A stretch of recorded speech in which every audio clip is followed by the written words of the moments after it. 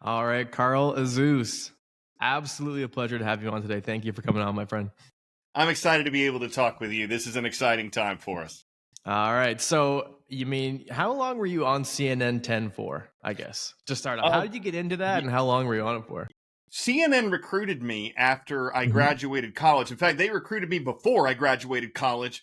I remember that I was offered a job roughly about a week before my graduation ceremony. And Wow. ironically, Ted Turner, who founded CNN, spoke at that graduation ceremony, and I didn't attend it because I was moving back to Atlanta to work for the guy 2 days later. So that was, Wow. Okay. an incredibly exciting time for me. Getting out Hmm. of school and going right into broadcasting. And Hmm. I started at the very entry level. I had both my parents were English teachers, so I had a little bit of Okay. just a little bit of a tendency to write. I didn't do much studying in college, but I wrote a lot of papers, brother. And so, Yeah. after kind of being at CNN for a few years, I was like, look, I mean, this is where I think I can go. This is what I think I can do to help out. And I started getting some Hmm. writing opportunities and moving in that direction. And it took a few years to get on air. It wasn't something CNN, at that time, they didn't train people on, becoming an anchor. They like to recruit Hmm. folks who had that track record, who had that experience. So that wasn't the case with me. But, I just had this sense, especially as I was writing CNN Student News, as the show was called at the time, Okay. that I could connect with the audience. I mean, as I mentioned, both of my parents were teachers. I was on the weekends going to speak to my mom's classes when I was off on Fridays. Yeah. I'd go to my mom's Okay. school and Yeah. talk to them about, the show and the things I voiced. I voiced the shout out trivia question in those days. And so, Hmm. it was a great deal of fun. And I got to this place where I was like, I don't want to be the guy to just write scripts for other people to read. I want to be the dude to tell y'all what's going on in the world. Yeah. And Yeah. so eventually, after years of practicing and running audition tapes and just kind of always reminding everybody that I was there and ready and willing to do it, I Yeah. started getting some on camera opportunities. I was on camera there for 15 years, hosting CNN Student News. We rebranded as CNN 10 in 2017. Yep.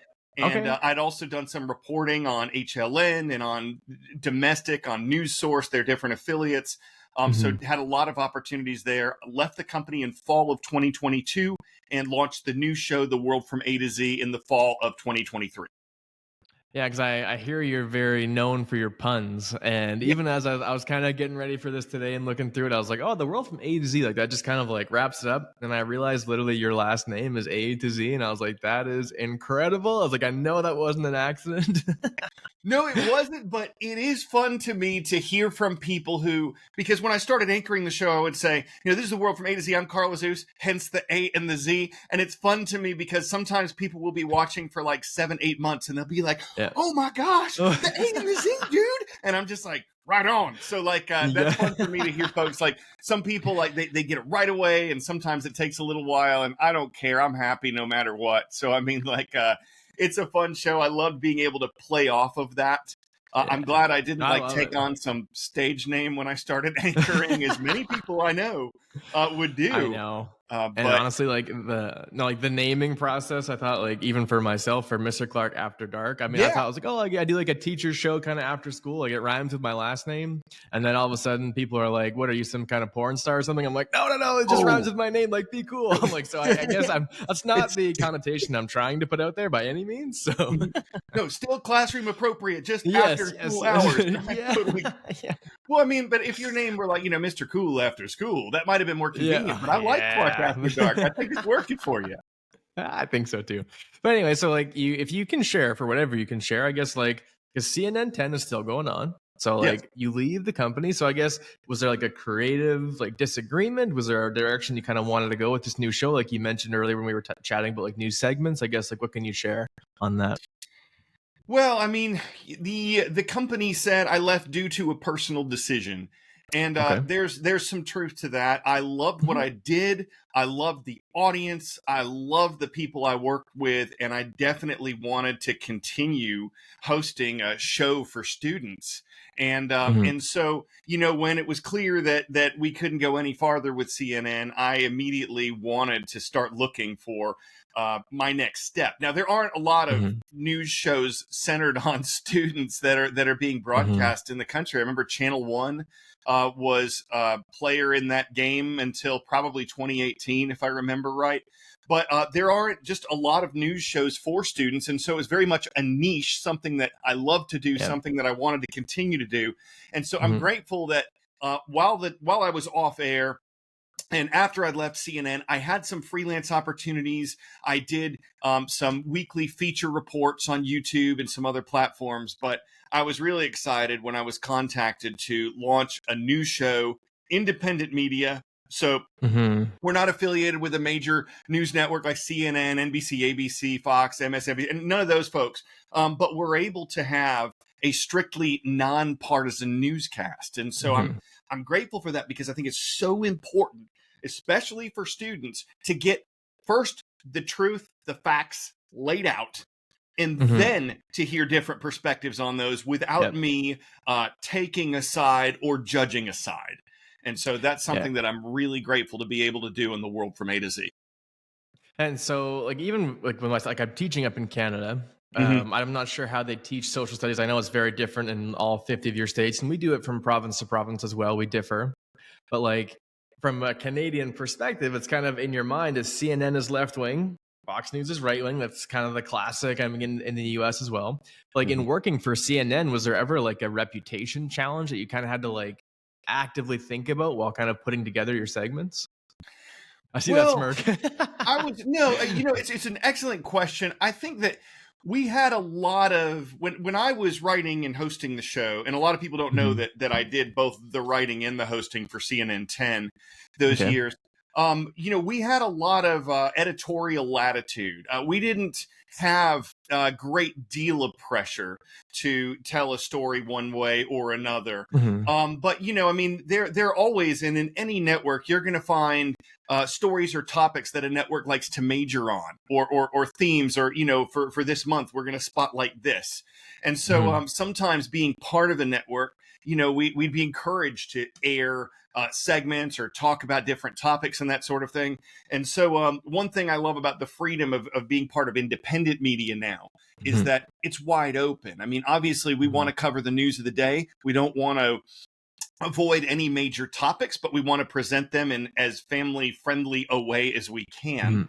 But I do love the freedom. If we know something's coming up that we want to cover, we can get it on the air. If we know something that, we want to wait on a specific topic, we can until we hear different perspectives on it. And so there are a lot of really wonderful things about, what I'm doing now and the level of personality it allows me to show. When you're representing a broader network, I mean, you want to make sure that you don't want to stick out too much like a sore thumb. I mean, you want to respect the network itself as well as what you're doing. And where I am now, I mean, I want to respect my audience. I want to respect the teachers who use the show, and I want to respect the subject matter. So I don't do puns on stories of tragedy or major political controversy or anything like that. Just, but here's a tsunami pun for you guys. No, I don't want to get swept away with tsunami puns. But beyond that, I do love the ability to bring myself into it. I think a little more than I did in the past. Yeah, and even like I remember. So I've been teaching for a few years, and like mostly teaching for about 4, and I've been like mostly in my own classroom for about 2.5. Because I remember having you on with CNN 10, because it was the perfect, like, especially like in the early practicum stage where it's like, okay, when you're planning out like minute by minute, like, okay, first 11 minutes will be Carl Azuz, CNN 10. I guess like one thing my students would always say was like, it was very like American focused, but honestly, I've always just thrown that criticism in the trash, because I always say like Canada is, I think where it's like 80% of our population is within like 150 kilometers of the US border. So it's like, it's pretty close to pretty much whatever that we're doing anyway up here. But I guess like moving into your new show, like it was always pretty, like why 10 minutes? Why was that kind of the main mark? Like, was that just kind of like a sweet spot that you found from the audience, or? Yes, I mean, back when I was with CNN for a while, I think their original show, and CNN 10 was previously CNN Student News, is previously CNN Newsroom, which another show later took on that name. But I think originally it was a longer format show. At one point, it was like 15 minutes. And then by the time I came on as a writer of CNN Student News, it had been kind of reduced to 10. Mhm. When we launched the new show, I'd spoken to some teachers because we'd always talked at CNN and outside of CNN of, do we want to do a product that's shorter? Do we want to do like a 5-minute show? Do we want to do 7 minutes? Do we want to do wherever the news leads, get it Mhm. done in a short period of time, but if that's 5 to 10, whatever. And we kept hearing from teachers over and over again, 10 minutes is a sweet spot, 10 minutes or less is what they, Okay. repeatedly told me when I was doing some research in terms of a new show and a new product. How can we better serve you? How can we cover, what you're teaching, all that other stuff. So Mhm. for us, we kind of landed on, 9 minutes, but I usually produce it to be a little bit heavier than that. We land between Yep. 9 and 10, probably 4 days out of 5. And, sometimes I'm Mhm. like, old habits die hard, baby. But like, Yeah. I want to make sure that we're giving at least 9 minutes, usually probably Yeah. between 9 and 10. And also that gives me a chance to cover a variety of stories without dwelling too long on one. If we Mhm. have a major topic, September 11th, memorial events and things like that, that might be something that we're really able to major on or focus on. The upcoming Yeah. election.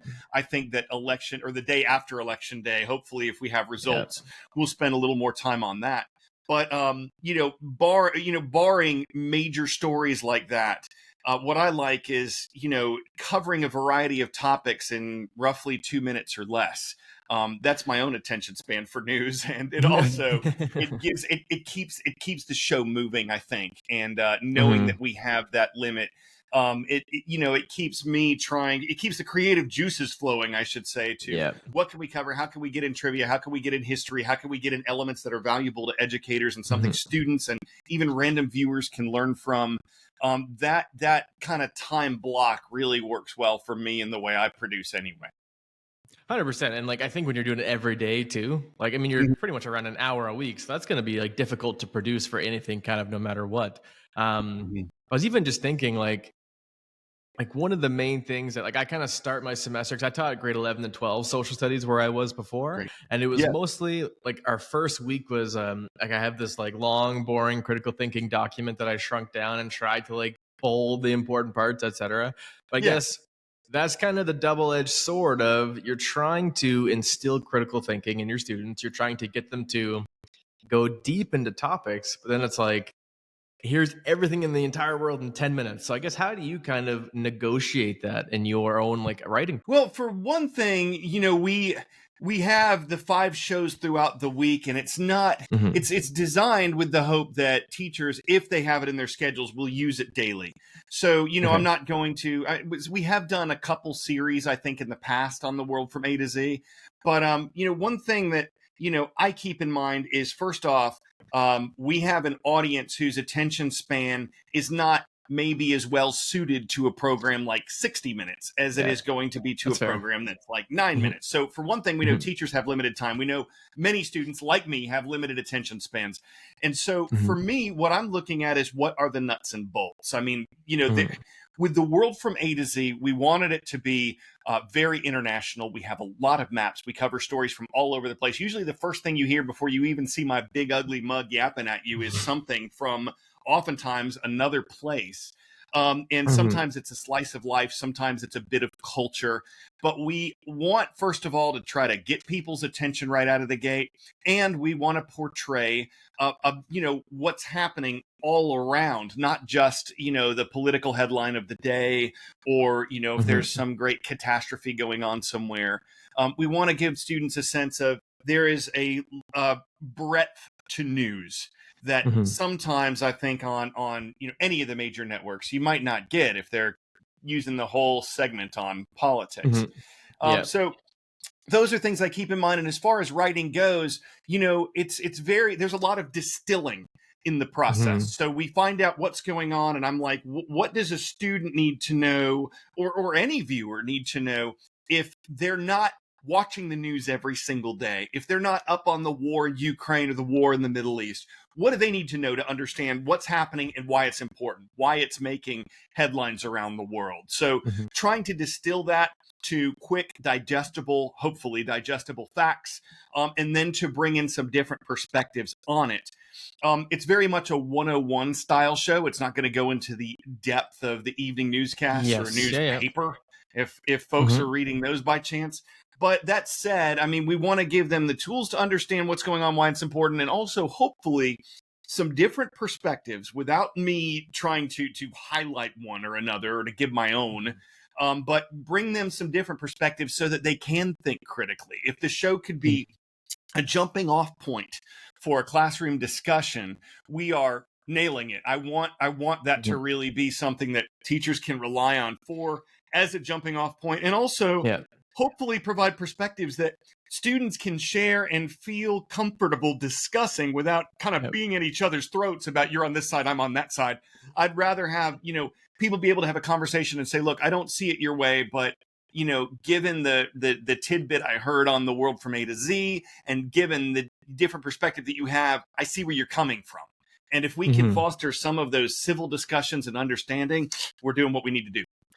Yeah, because it's almost like we talk about familiarity and consistency in the classroom of trying to get students comfortable. So I guess even like seeing your face and hearing your voice first thing, and like having that kind of be the tool for nuance, not necessarily like having to go deep into things all the time. Because Mm-hmm. I've even noticed like I'm a huge fan of the oversimplifieds. I like as a history teacher, like gunning through them.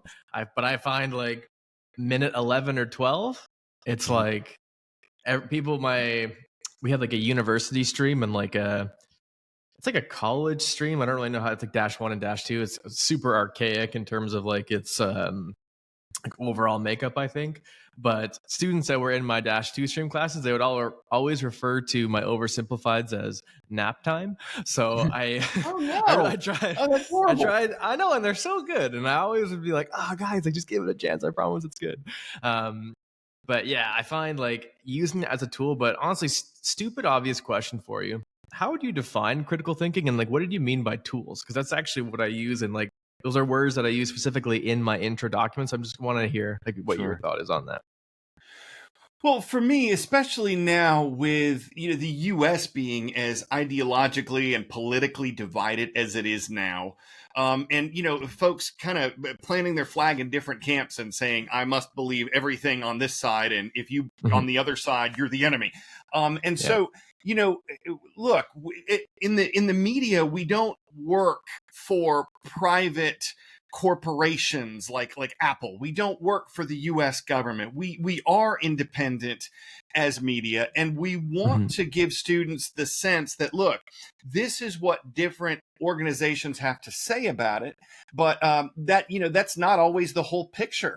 And I mean, I'm not trying to undermine what some official line is on a given topic, but I want Mhm. students to think beyond that. When I say critical thinking, I want them to have multiple perspectives. If a new law is proposed, any human solution to anything is going to have pros and cons. And Yeah. so, if a new law is proposed, I don't want them to say, okay, this is what it is, and this is why it's needed, and anybody who opposes it is wrong. When I say critical Mhm. thinking, I want them to look at different perspectives on that law, whatever it is, even if there are 98 good reasons and 2 bad reasons for it. I want them to Mhm. be able to, after watching our show, just have a sense of, hold on, not everybody thinks this is the greatest thing or the worst thing in the world. Let's be able to talk about some of the pros and cons of it. Because, when we see with any major law that's passed in Congress and that sort of thing, we always see side effects. I mean, Yeah. oftentimes, you watch a drug commercial and it's going to solve, whatever issue folks might be having, but then you hear the long list of disclaimers at the end of it. It might cause drowsiness, dizziness, nausea, all those different side Yep. effects. And so, Yep. whenever you hear whether it's about a new law or a new drug or a new event or whatever, there are always multiple perspectives, and we want to give students, look, not everybody feels one way about this. Here Yep. are different ideas about it. Talk amongst yourselves. I'm not telling you what to think. I'm not trying to get you to believe a certain way, but I do want people to understand that sometimes, especially with political controversies, it's not all about just planting your flag on the left or right and then having Yeah. to march in step with whatever that party says. Think about these things, look at these different perspectives, hear different opinions on them, and then, Hmm. maybe you can have a civil discussion as opposed to you're the enemy and I must Yeah. attack you and shout louder. Well, yeah, because I've even noticed like the last week, if I'm assuming you've probably been paying attention to the Olympics and stuff that's kind of been going on. Yeah. Because, well, it's like there's kind of like that online kind of gender war again about the I think it was the girl from Algeria who people were saying that were trans. Like, I guess if this is September, like, how do you report about a subject like as intense and like I even saw after because like the as far as I know with the story, it was like a woman who was a biological female who was in a fight, won the fight, but then was accused of being trans. But then it came out that she was not trans. But like, there's so many.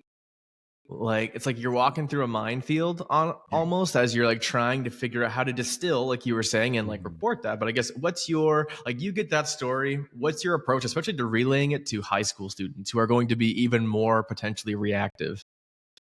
That is an excellent question. And like, first of all, we come to stories like that, and you're right. They're sensitive, but they're highly emotional stories.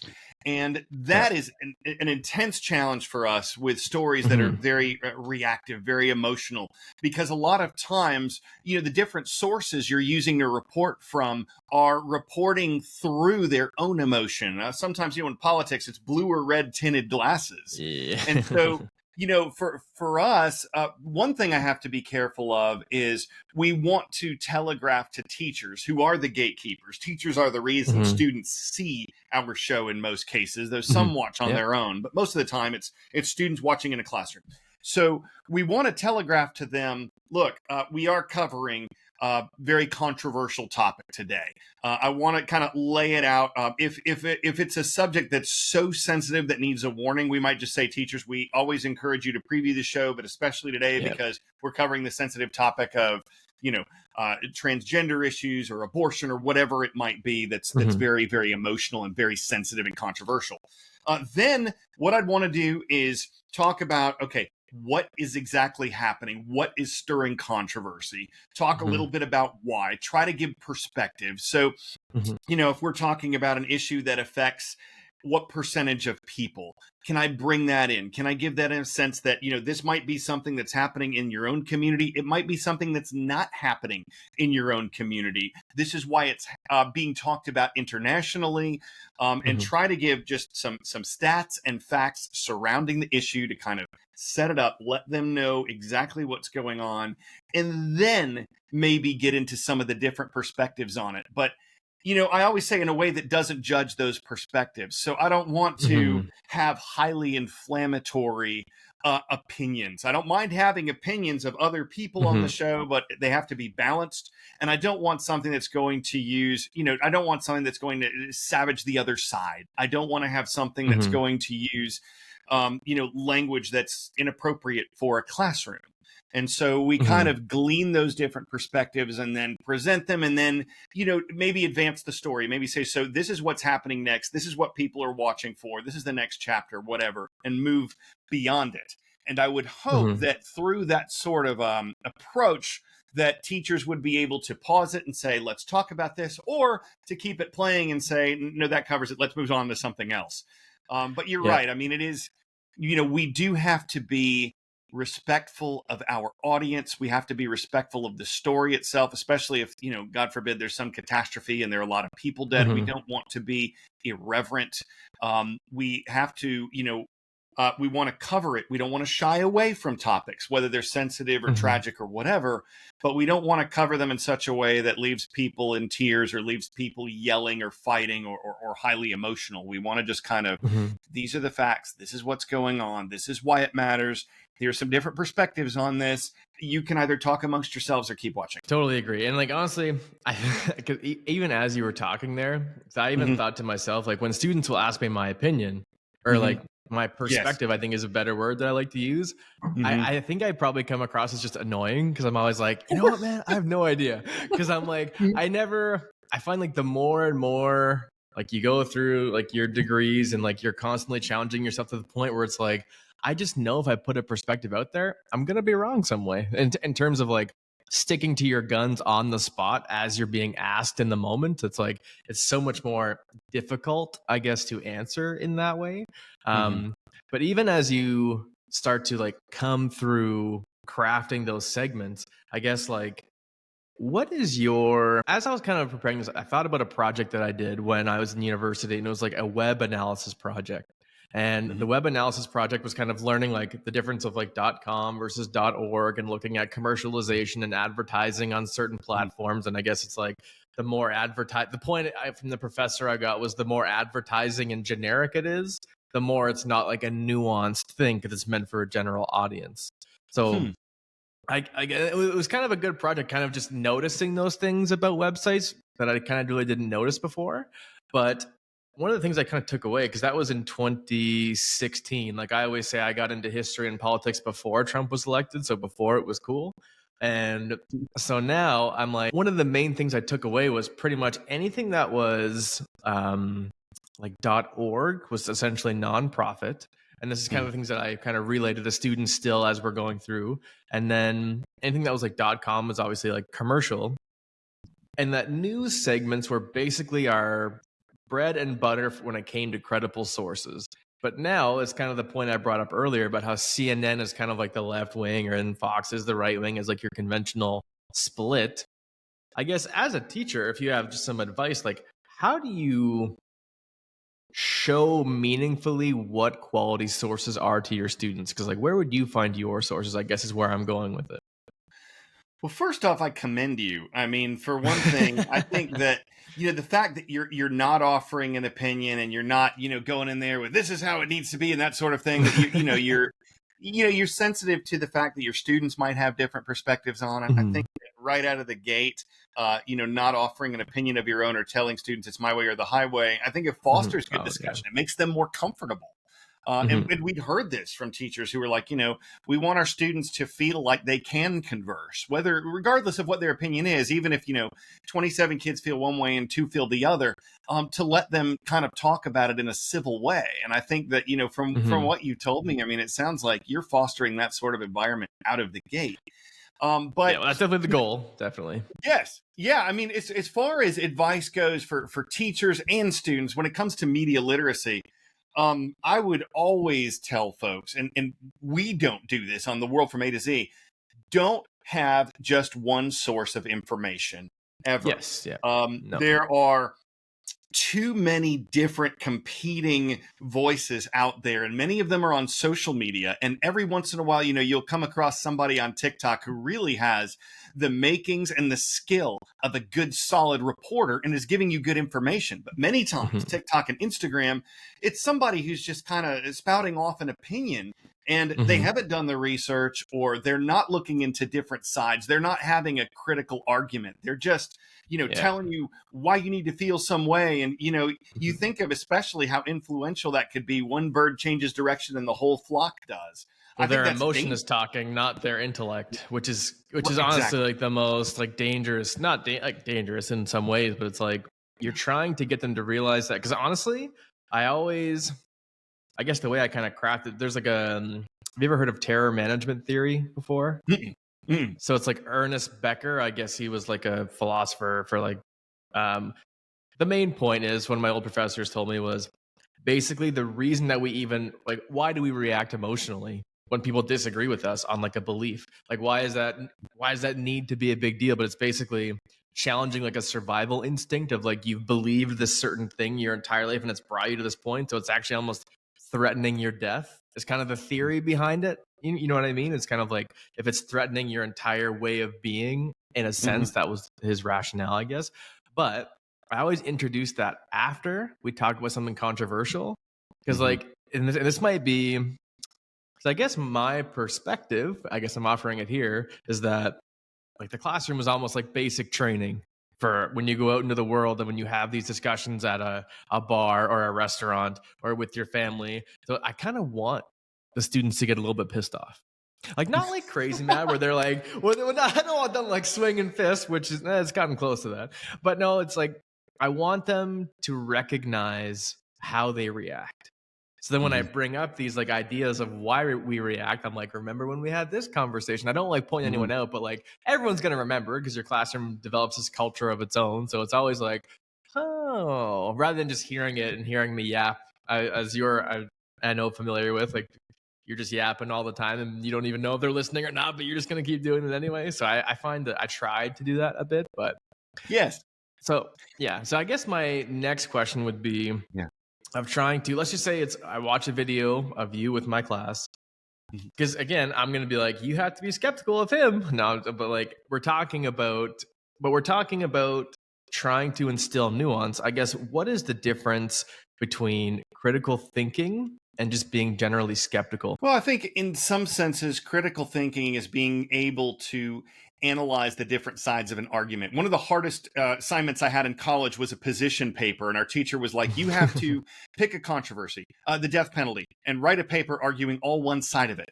And man, I struggled mightily with that. I hated the assignment. And I was Mhm. talking to a friend's mother about this, who is very just a really bright woman, and she's like, "Well, I think part of the challenge is intelligent arguments examine both sides and then arrive at a Mhm. conclusion, or then arrive at your reasons, or where your opinion happens to land." Mhm. So for me, critical thinking is being able to look at those different sides to form an opinion, as opposed to just immediately saying, this is where so and so believes this. That's what I believe. I'm aligned with that person. Mhm. And, people are always changing and opinions are always changing. So I don't think it's a good environment for people to always be aligning themselves with a political party, or something that Mhm. an influencer tells them. I think Yeah. that's, as we mentioned the word earlier, dangerous.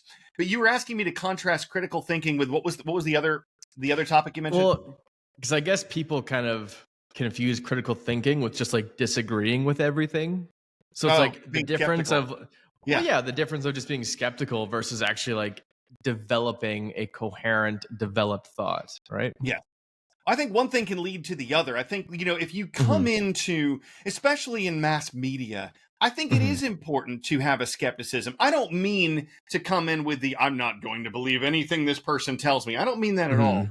But whenever you hear from anyone in media, whether you're reading, even if you're reading a newspaper article, something in a magazine, or listening to somebody on Instagram, um, go into it with a healthy sense of, this is what one person or one organization is telling me.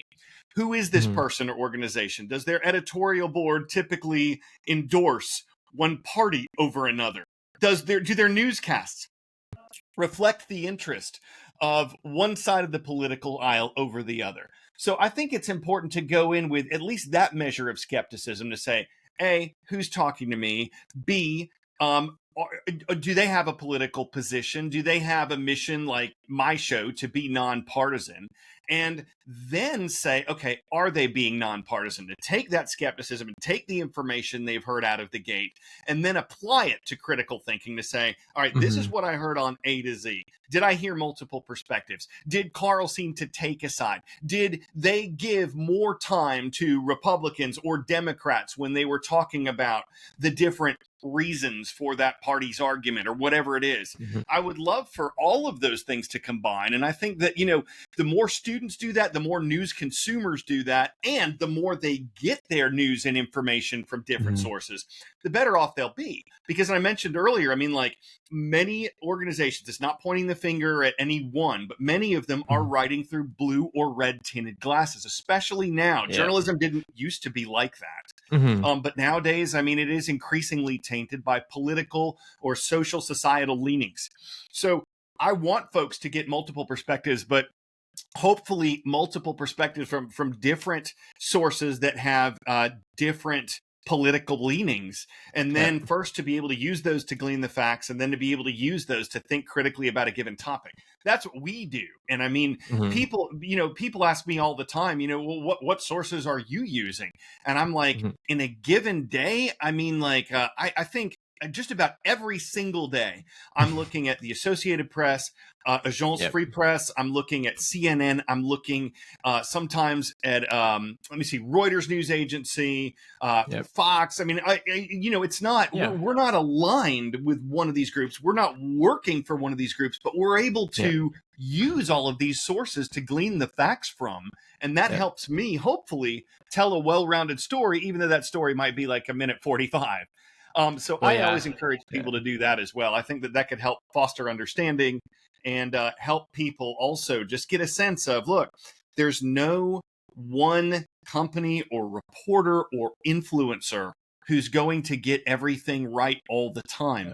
And so in order we're for all you to get wrong most correct, of the time. or all wrong, fair enough. Yeah, absolutely right. So I mean, I think that's so important for them to have that sort of, perspective going in. Just because you hear something, or just because it's said by a news reporter or something like that, that doesn't make it the end all be all of what's happening. Yeah, just because you have two guys with great hair saying something doesn't mean it's going to be bad or correct, right?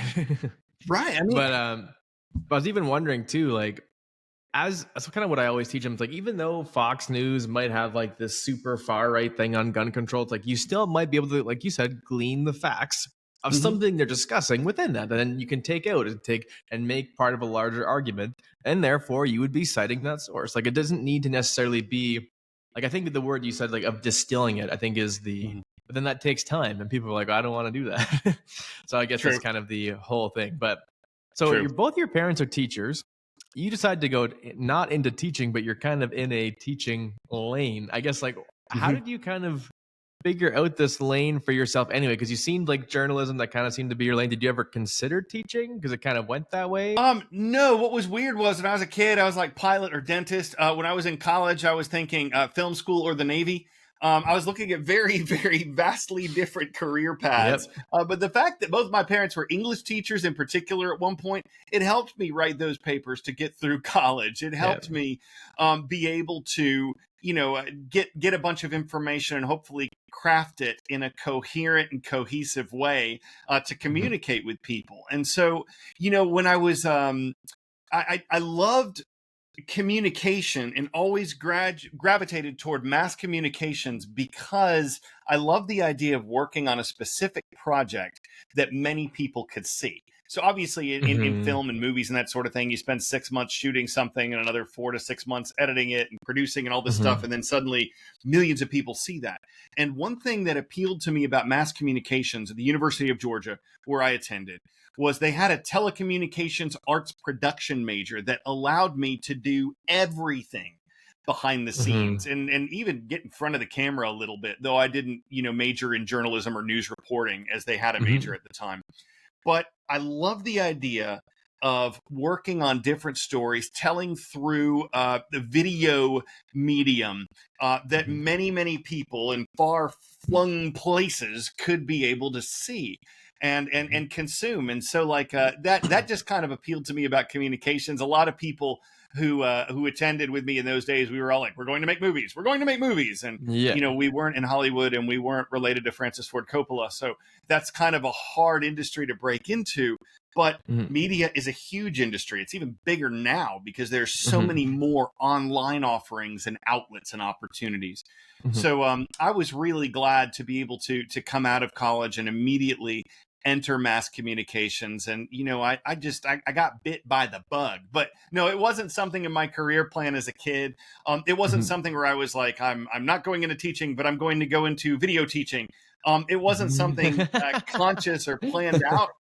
But it is kind of neat how it worked out to where, what we are doing is exploring so many of the social studies on a daily basis on the world from A to Z. We're looking at geography and history, and, we have a new segment we're launching this fall about the Constitution. And it's just like, it's just a simple, is this in the Constitution type segment.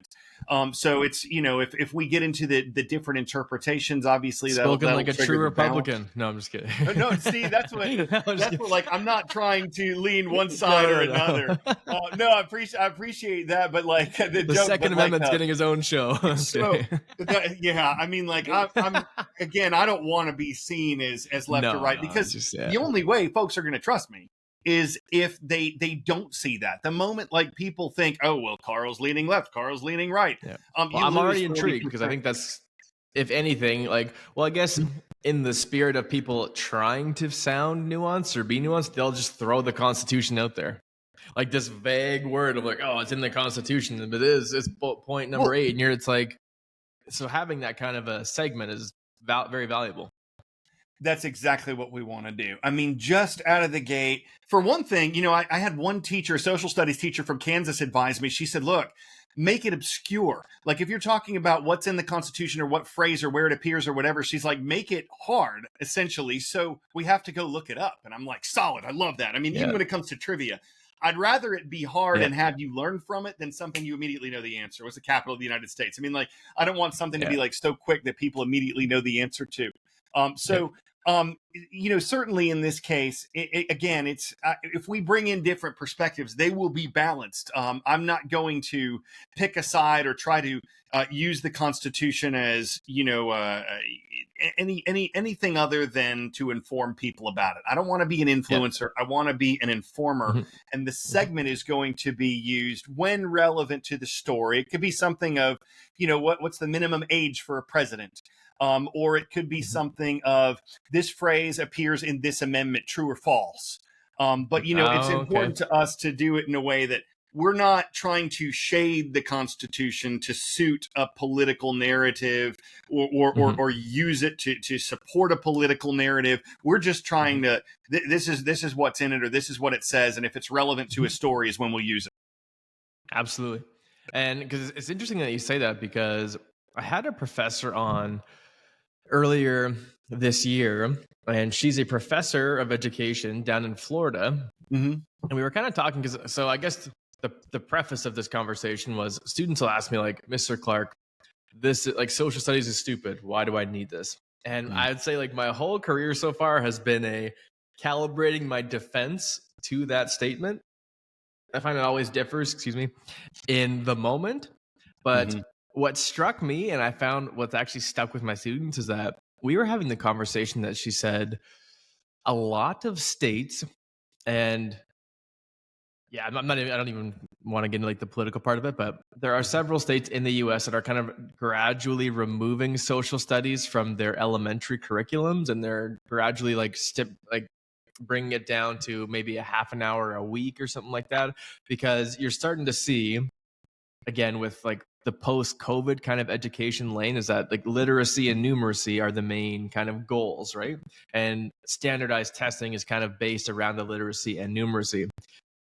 But to me, I said to my students, and that's like the first time I kind of saw their eyebrows raised, was the purpose of social studies, like a John Green, classic crash course. I've watched a few of those. He said in one, it was like, education is insurance for your rights. Like you don't really know that you need it until you've like learned something. I don't mean to ramble too much here, but basically it came down to social studies doesn't feel like it's important until it's taken away from you. Like that was a very, like, seeing that like, the absence of it makes you, again, like skeptical of, whoa, like why are we not learning about our collective story and kind of the nuances of it in the historical context? Like, why is that not something that's valuable? So I guess my question for you, because I guess this is a core goal of like what you're doing, is like, you're not teaching literacy. Like you're teaching, like you're trying to inform on the public and what's kind of happening. So I guess, what does social studies teach you outside of like the literacy components? Like, what is it that you want students to kind of take away with that?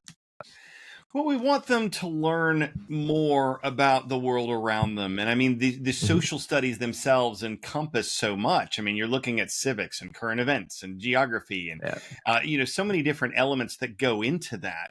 But, you know, the more students know about the world around them, and hopefully the more they know objectively about the world around them, the better prepared they'll be to go out in it, and hopefully to make a positive difference in it. But to that end, I'm not trying to use, as I said, I don't want to be an influencer. I want to be an informer. I'm not trying to use my platform to get students to think or act or eventually vote a certain way. I just want them to be more aware and to understand that when it comes to news, there's so much more that happens than they might see on a typical primetime newscast. And so if we can bring in world cultures in a news show, if I can talk about a fashion show in a Nigerian slum alongside a controversy about a new law brewing in Thailand, I mean, like, we're really giving them a sense of, look, there are things happening all over the world and things that it can help you be, more informed, kind of, think beyond your community, but also think about living harmoniously within it. I know that's like a whole, it sounds like speaking in some great grandiose way about a 9-minute news show, but to give them a sense of these different events happening and to give them a sense of different perspectives on those, we hope would help foster community among students, something they can gather around and talk about, and, kind of have maybe a coffee shop environment if teachers have time for that. But for me to provide a program that teachers can use in a very conservative or very liberal or very apolitical environment is really my goal. I don't want people to, again, I don't want folks to have to worry about where we're going to land, or do I need to do it? Should I dare show a show on this topic? I want them to be able to trust us to cover that objectively, so that no matter where they are or who their students are, what their socioeconomic backgrounds are, they have confidence in the program and they trust it. And I know that takes time to build that. I know that, there's some people who, with CNN, they trust the brand outright. And so they're comfortable putting that on. And then in other communities, they have people who are like, don't show CNN in the classroom. I mean, they have to deal with that as well as I had to deal with when I was on the program. And my response to those folks is always, watch the show. And, when it comes to the world from A to Z, I'm the executive producer, I'm the writer. So the buck stops here. And so I'm not saying I'm perfect, but I always tell folks, look, if you can take 9 to 10 minutes, anybody can talk about something they haven't seen. You hear that about a new movie coming out, people are all afraid, oh no, this is going to, cause all kinds of uproar and all that. And then the movie comes out and it's just like, it was all right. But like with us, I want it to be something that, look, no matter where folks are from, they can look at it and they can say, you know what, I'm okay with this. Parents are okay with this. The community's okay with this. Stakeholders, administrators, whoever it might be. And to have something educationally valuable to teach from. So as a teacher, if your administration is asking you, why are you taking 9.5 minutes out of your class time to show this bozo Carl on air, you can say, look, we are Carl's getting... a great guy. Thank you very much. Especially after the interview, if you're saying that, solid. You're questioned on it by an administrator, a parent, a fellow teacher. We respect the fact that you have a schedule to keep, you have curriculum, you have so many responsibilities, not to mention certifications and everything else y'all got to keep up with. So if we can give you a tool that helps you teach, helps your students learn, and also kind of dovetails into some of those topics you're teaching, be they geographical or be they, cultural, anything like that, that's what we're going to go for. And, with the trivia segment, the daily history segment, we always want there to be something educational in the program that justifies your use of it. Those are my priorities with the world from A to Z. Beautiful. And so I got a couple more questions to ask you, sir. Shoot, please. So the first one, this is kind of like a mini thought experiment. Like I like kind of, again, because we are very confined for time. I mean, like in the classroom.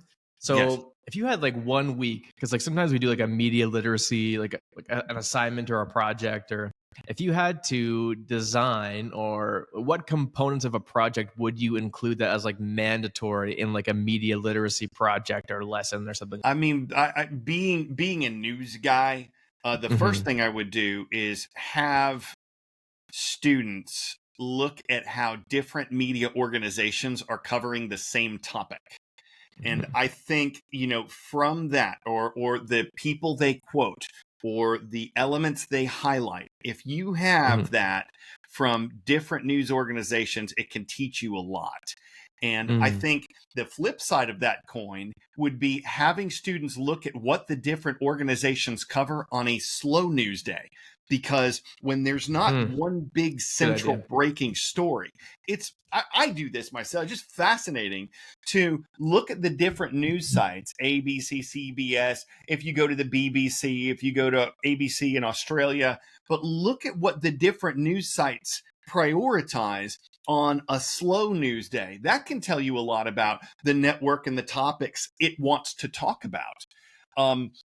So I think that, both on days of heavy hitting hard news, examining how different organizations approach it, and on days of very, very, as we say, slow news, where there's not some big central story everyone's covering, look at it in terms of what are these different organizations talking about? What are they choosing to spotlight and highlight? And that can kind of tell you, these are stories that are important to that network. Is it important to their viewers? You can ask those questions. Is it important internationally? You can have great discussions on that. So I think that would be the Absolutely. project that I'd set up. I like that because we kind of do like for my grade 12 class before, like our first project, which is pretty like find me, like take any issue you want. Cause it would kind of blend into like a controversial issues project where Yes. it was just two sources, but I think, and like comparing them, but I think doing like a 4 source and kind of giving them like an option of 10 different news channels and kind of like breaking it down a little bit for them and like kind of getting them to distill it after. But yeah, I like that. That was great. And I got one more question for you, sir. And it's something I usually ask teachers at the end. It's kind of a super cheesy question because I'm a big time quote guy. It's education is what remains once we forget everything that we learned in school. So I guess usually what I say to the teachers is like they have these relationships built with our students, but you also have a relationship built with our students in just kind of a different way. So I guess what is it that you want them to take away, or even just people to take away from their time with you that they won't get with anyone else? Hopefully, the understanding that news can be presented in an informative and, where appropriate, entertaining way to engage an audience without having to take a side. And I think that so often and increasingly in media, many folks who work in major organizations believe you need to take a side. Maybe they're targeting certain viewership. I'm not pointing the finger at one. I'm saying this is true across the industry. A lot of times, they, I think, believe you need to take a side to capture a certain audience or to maybe even influence a certain audience. But I love the idea of having a show that proves you don't need to do that. You don't need to push an ideological position on an audience. You can present something in a distilled, just the facts way and still have it be personable, entertaining, and engaging. And I think that if folks take that away after watching The World from A to Z, I'm doing just what I'd hoped to do. Beautiful. And actually, sorry, I have one more thing. Cause I was even wondering earlier, because like one thing I truly admire about you is just your general enthusiasm. It's just, you're always like, you're steady, you're going, you're always like upbeat. How is someone that has worked in the news for so long stay so optimistic? What an awesome, insightful question. I mean, because the news can't, you watch too much of it, it can make you a cynic. I think I get a lot of that energy. I derive a lot of it from the audience, from the students and teachers who use the show. I mean, sometimes social media can be a fount of inspiration. And, sometimes if there's something people don't like, we can learn from that as well and learn where they're coming from and who they're teaching. But I think one thing that helps is unless there's an incredibly huge, all-encompassing story, we cover a variety of topics. I'm generally like a higher energy, enthusiastic dude. And so I love communicating that to people to, cover, sort of a range of topics that run the gamut. This is something serious or something urgent or something eventful somewhere, but also, kind of bring it down to a terrier that can't stop sneezing and hopefully have some doggone good puns about it. I mean, like all of that in a given newscast kind of keeps me going because I know that it's a variety. So I enjoy that, but I do get a lot from the audience, in Q&A sessions and when I meet with teachers who use the show or remember me from my old show and have questions about the new one and all of that. It's something that I enjoy talking about. I'm proud of what we're doing. I think that, the fact that we have this mission to be strictly nonpartisan helps me be able to talk to folks wherever they're from and whatever their political leanings might be. I don't feel like I have to be on the defensive about anything, or that I have to tell them, well, then you just don't need to watch at all. I don't need to get into those contentious conversations. A lot of the conversations I have can be positive ones or fun ones. And even if people at the end of the day don't wind up liking me or my horrible puns that are part of my punsonality and make me unstoppable, that's all right. Because, they kind of at least understand, like, okay, I get what you're doing. I understand what you're doing, or whatever. There's 7.9 billion others of you, so that's okay. One would hope. One would hope. Yeah. But I think all of those things keep me going. I mean, I enjoy it. I enjoy the audience. Like my mom would say about teaching, she's like, I love the kids. And at the end of the day, despite the numerous challenges of the profession and the numerous pressures from society and teacher standing and all of that other stuff, she's like, it always just came back to one thing. She's like, I love the kids. And, like with me and my audience, I get that from students and from teachers and from people who watched me back in 7th grade and they're now in their 20s hosting podcasts, or in their 30s and they're in the workforce and all of that stuff. What a blessing to be able to continue doing something I love that I get so inspired from. Beautiful. That was great. So I guess have to kind of wrap this up here. When is the World from A to Z launching? What's the kind of first few weeks look like, and what's kind of the plan? We launch on Monday, August 12th. So just a few days from now. And because our audience, I think you said you guys go back in September. Is that right? Yeah, we go back September 3rd here, but I'm seeing all over the US. It's kind of surprising. So many places go back in July and August. It's crazy what I've been seeing of how different it can be. But yes, we are early September. And you're right. Many schools in the Atlanta, Georgia area are already back in session. I'm getting tweets from students school's already started. Where are you? But because folks are coming on at different times, we're usually not full strength with the full audience back and growing until probably early or sometimes even mid-September. And so I'm not going to do, one big show that's a summer in review. We'll start working in those topics throughout. So, when the Democratic National Convention begins, we'll update students on the fact that the candidate that, was the presumptive nominee when the summer began is not the same candidate who's the presumptive nominee now. We'll update students on the attempt on former President Donald Trump's life. As these topics come up, we will work them into the show.